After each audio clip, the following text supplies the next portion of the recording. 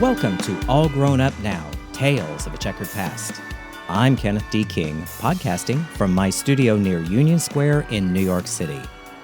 This podcast is an evolution of the tale, All Grown Up Now, A Friendship in 3 Acts. This is Season 2, and it's called Tales of a Checkered Past. It's a collection of short stories from my salad days on up to the present. In each podcast, another self-contained story will be presented. These podcasts will be broadcast bi-weekly, so you get 2 a month. Enjoy.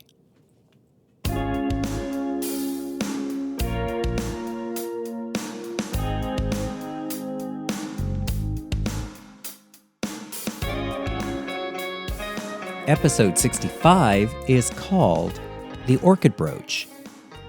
This story is an observation of how the long view of time works in my life. One may not know what will happen down the road when one is doing a particular thing in the moment. It's only later, with the long view of time, that we get to see what appears to be a plan.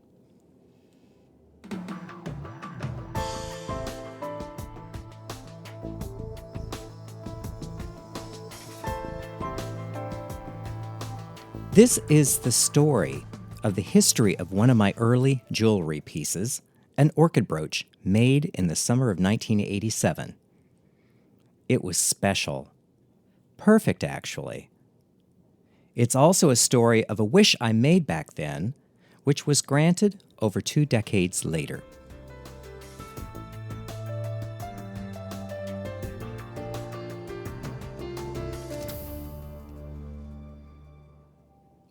Back in the summer of 1987, I was in my first studio on 8th Street between Howard and Folsom in San Francisco. I had quit my window display job at the Emporium in March of that year. I had leapt off into this venture with no real savings or capital, but with the encouragement of my work selling at the posh LA store to keep me going. My agent, Brenda, had gotten my work into this store the previous fall. For the next fall season, she wanted to make a trip to New York in the summer to scout for a suitable outlet for my work. Towards this end, Brenda had given me a list of items she wanted to take with her, new pieces. As it was, we were selling everything I'd made to the posh LA store, so I knew I'd have to get cracking. I needed to crank a bunch of things out in a very short period of time. This necessitated me working 18-hour days for a period of 3 weeks. There were times during this period that I would stay well into the wee hours of the morning just to keep on schedule. It was exhausting. Part of this new body of work included jewelry. I had included jewelry in my repertoire of work because in my new studio, I was able to have my own metalworking area. It was complete with fire bricks, acid bath, a sink, and my blowtorch.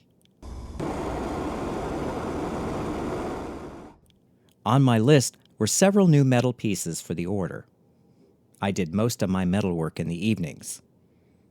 Late one night, while I was at the blowtorch, I was so tired that, for just a moment, I fell asleep at the torch. I awoke to the smell of the torch setting my hair on fire and the heat of the flame on my scalp. Then I was awake. The flame took the hair off down to the scalp in one long stripe. I decided that it was time to call it a day, and I went home. I made some really good work for this order, a sign that I could produce and quickly. In fashion, you are judged by your deadlines, and I've always prided myself on meeting them promptly. This exercise reassured me that I could produce even on a tight schedule.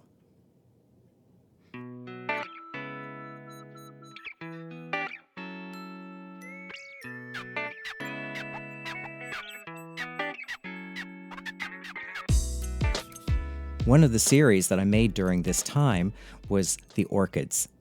There are 4 in this series, 1 major belt and 3 largish brooches.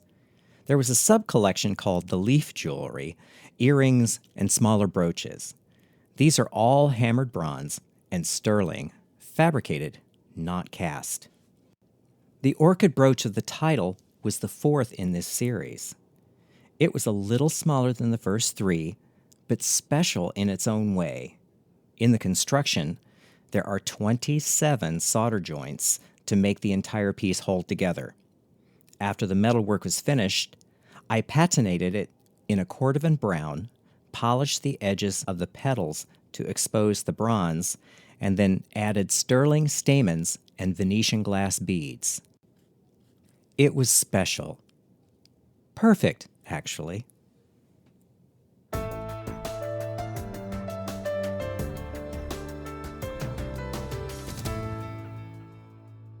That summer of 1987 was also the time that my relationship started unraveling. Matt, my trophy husband, as I called him because he was rather good-looking, had for quite a long time been very expensive to keep. You see, he didn't want to work. He wanted to compose important music.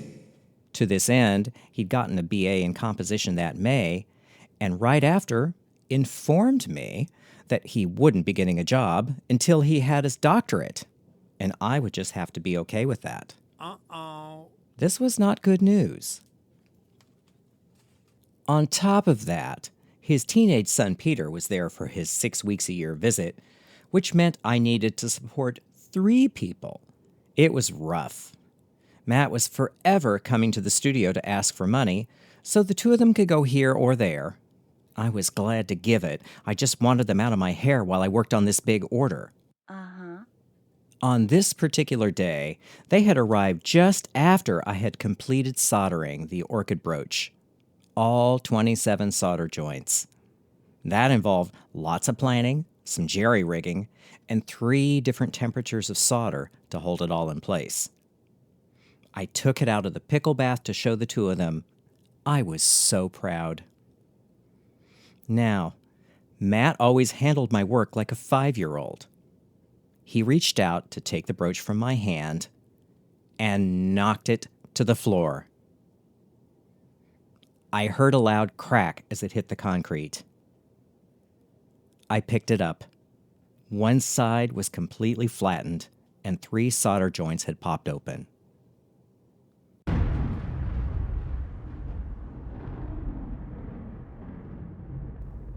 For the first time in my life, I understood what people mean when they say they saw red.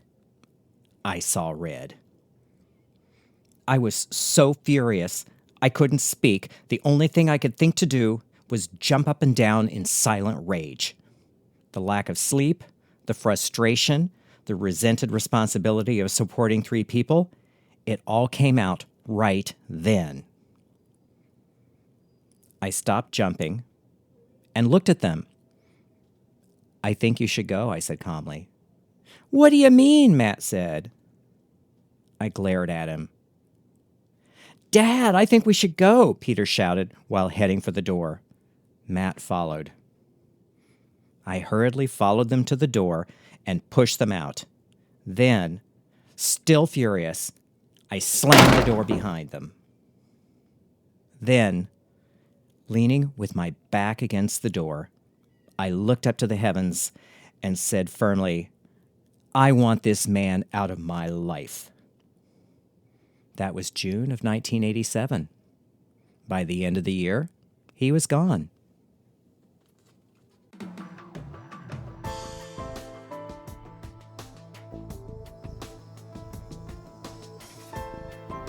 I finished the orchid brooch, and Brenda took it, along with the rest of the collection of work, to New York.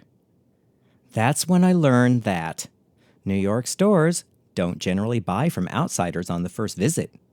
You need to come back several times before they think you're serious. Indeed.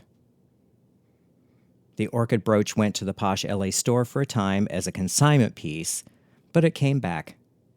It also made an appearance in a small boutique on Maiden Lane in San Francisco. A former editor of Cosmopolitan magazine opened this up, thinking her New York pedigree would sell things in San Francisco. The orchid brooch was an almost sale several times, but the comment was, "Too expensive." But I didn't want to sell it cheap. It was too special. I've had the experience of selling dear pieces too cheaply and feeling hard done by because of it.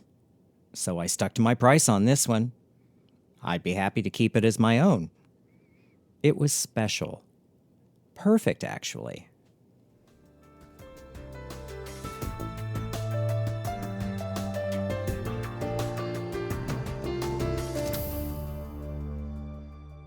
The orchid brooch moved to New York with me.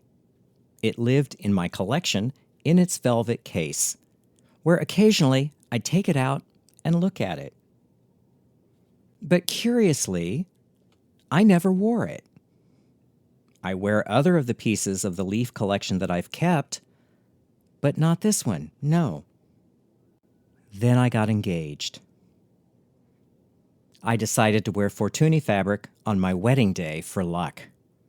I had trousers from it, as well as shoes. When I was getting the wedding outfit together, the question arose, would I wear a boutonniere on my jacket? Somehow, wearing fresh flowers in January didn't appeal to me. But a couple of weeks before the wedding, the orchid brooch called out to me.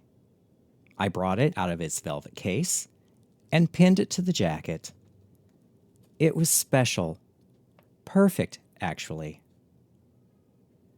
I realized then why the orchid brooch had been waiting for me all those years. In my mind, I decided it had heard my statement about wanting Matt out of my life, and by extension, wanting someone in my life who was proper. Further, it waited, not being sold, until I found the one man I wanted in my life, and it was there to celebrate. It's strange.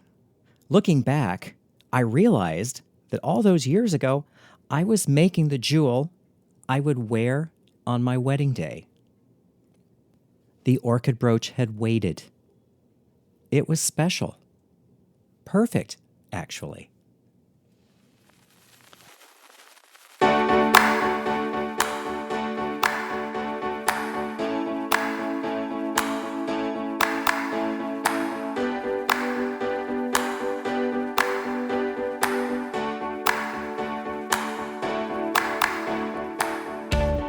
Thanks for listening. You can get the audiobook All Grown Up Now on iTunes, Audible, and Amazon, or from my website, allgrownupnow.com. You can subscribe to the podcast on iTunes, SoundCloud, Stitcher, Spotify, and Google Play. If you have any questions, you can reach me through the website, allgrownupnow.com. You can follow me on Instagram at Kenneth D. King, on Facebook at Kenneth D. King Design, or on my main website, kennethdking.com.